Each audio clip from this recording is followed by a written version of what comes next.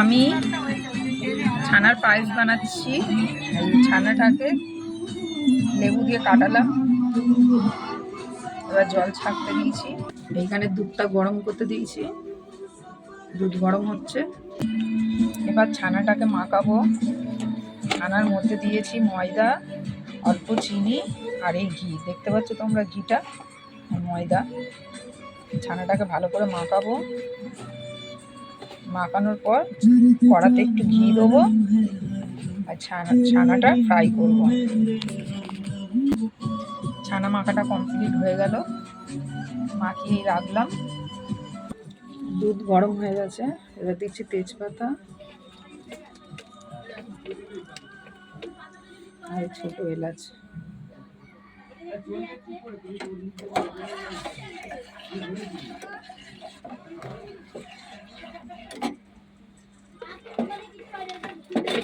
এবার দেবো কাজু,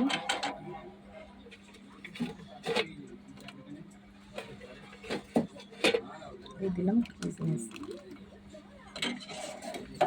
দিয়ে এবার এটা ভালো করে ফোটাবো। দুধ ফোটানো হয়ে গেছে, এবার দেবো চিনি।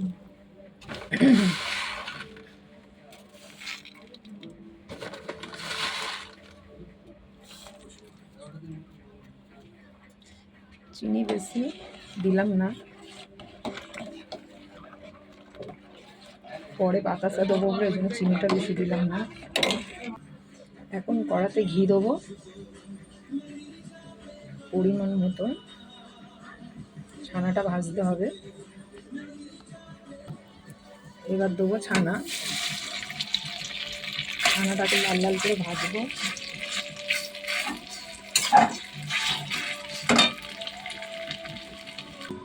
ছানা ভাজা কমপ্লিট হয়ে গেছে। এবার দুধের মধ্যে ছানাটাকে ঢেলে দেবো।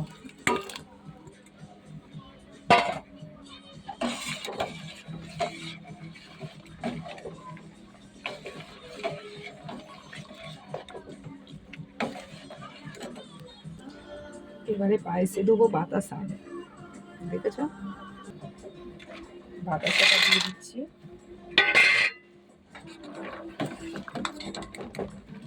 বাতাসাটা কেন দিচ্ছি, পায়েসের কালারটা সুন্দর হবে, একটু লাল লাল হবে। পায়েসে একটু ঘি দেবো, ছানার পায়েস তো একটু ঘি দিলে খুব সুন্দর লাগে খেতে, খুব টেস্ট হয় খেতে ঘিটা দিলে। তাও ঘিটা কিন্তু নামানোর মুখেই দেবো। পায়েস আমার কমপ্লিট।